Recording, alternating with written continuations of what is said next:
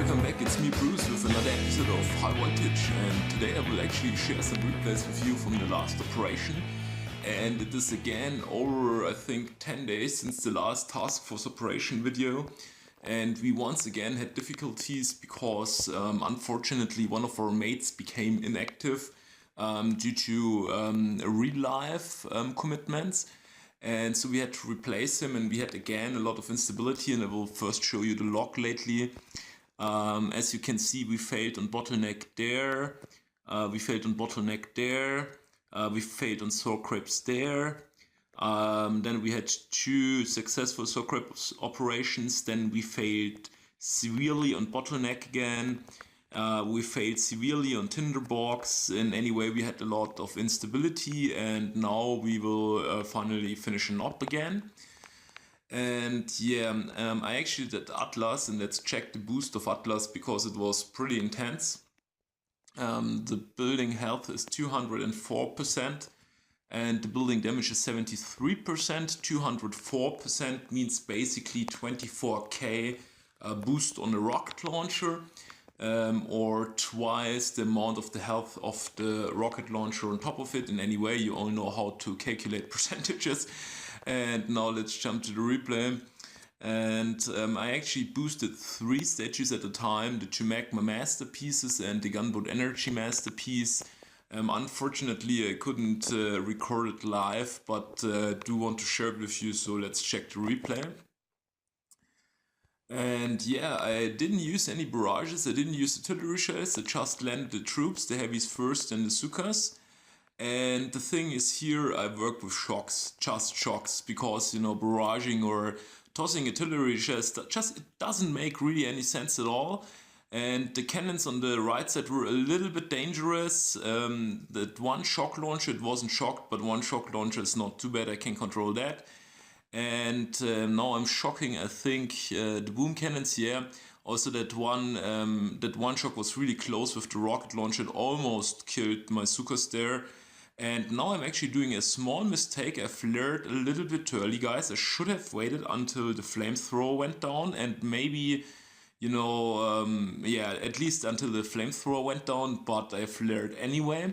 And since my Sukas do so much damage, it wasn't a problem at all, and the core went down in big explosions.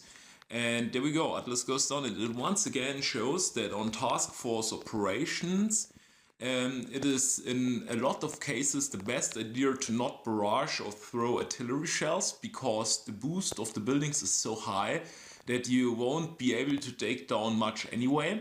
But if you use shocks, you can actually control an entire map and then just cruise through. And if you go with shocks, you should make sure that your troop damage is very high, because the higher your troop damage is, the more damage you will actually deal out during those 10 seconds where you shock. So if you shock a lot, you should have a lot of troop damage to leverage the shocks really effectively.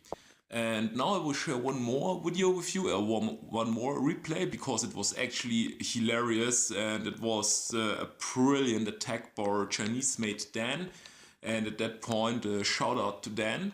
And he joined High Voltage over 6 months ago, like right in the beginning. And he's a really talented player, and he's bringing out the tanks. And at first I wasn't really 100% sure what he was doing, and then I see that he brings the Scorchers, and I was so surprised. And I think his Scorchers are level 8, but I'm not 100% sure. They're not max, but they are very close to max.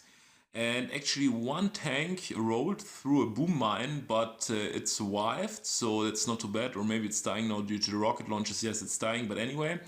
And yeah, the Scorchers are cleaning boom mines, they're protecting the tanks. It's very funny.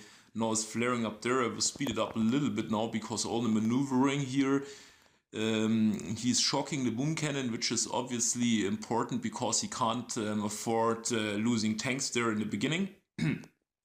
Maybe one more smoke, yeah.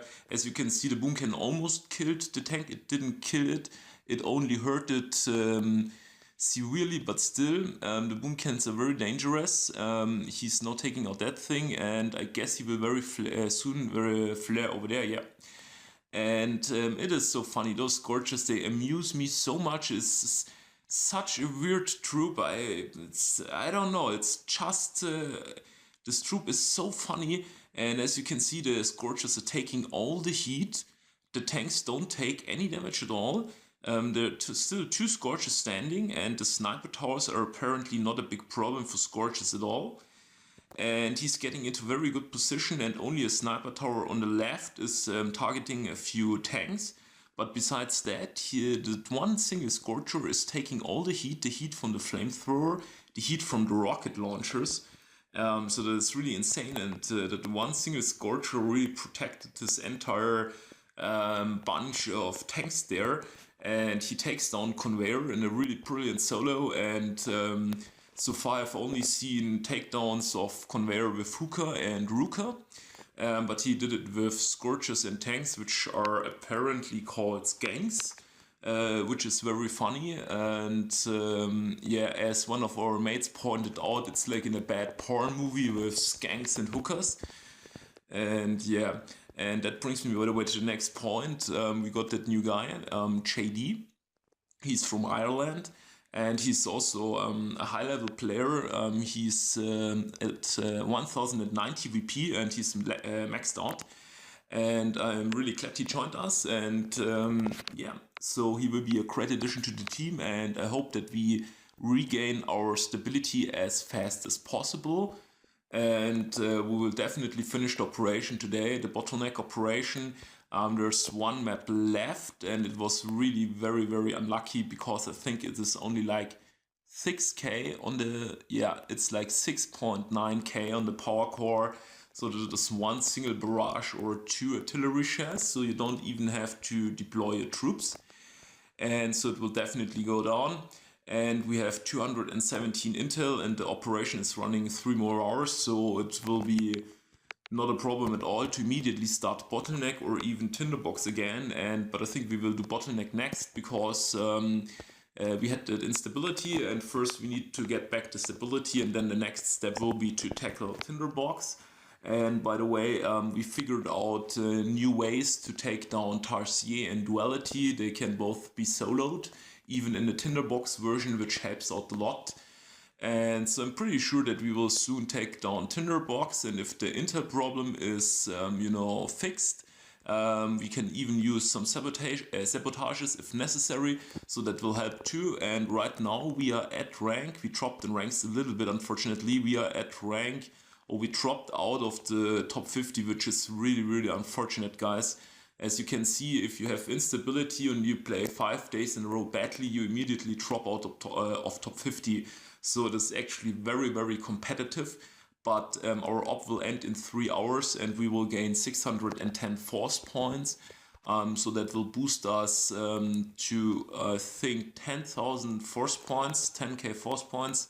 Yes, and that will boost us to rank, let's check. That will boost us to rank about 36.